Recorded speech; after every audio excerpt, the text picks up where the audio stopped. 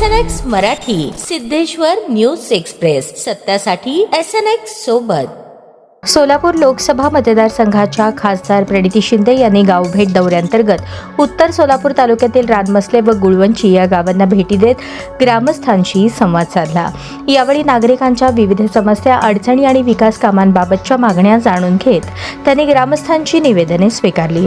ग्रामस्थांनी यावेळी खरीप हंगामाच्या पार्श्वभूमीवर सोयाबीन बियाणे, युरिया, DAP या व इतर खतांचा तुटवडा असल्याची समस्या मांडली. तसेच JSW सोलार प्रकल्पासाठी उभारण्यात आलेल्या तार कंपाऊंडमुळे गावातील शिवरस्ते बंद झाल्याने शेतकरी व ग्रामस्थांना ये-जा करण्यासाठी मोठा त्रास सहन करावा लागत असल्याचे खासदार प्रणिती शिंदे यांनी सांगितले.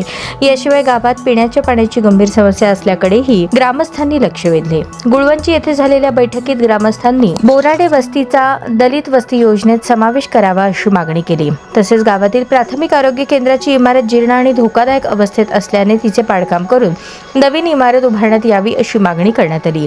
यासोबतच शिरापूर उपसा सिंचन योजनेचे पाणी कार्यान्वित करून शेतकऱ्यांना दिलासा द्यावा अशी मागणी ग्रामस्थांनी खासदार प्रणिती शिंदे यांच्याकडे केली. यावेळी बोलताना खासदार प्रणिती शिंदे यांनी ग्रामस्थांनी मांडलेल्या प्रश्नांची दखल घेत संबंधित विषयांबाबत प्रशासनाशी पाठपुरावा करण्याचे आश्वासन दिले.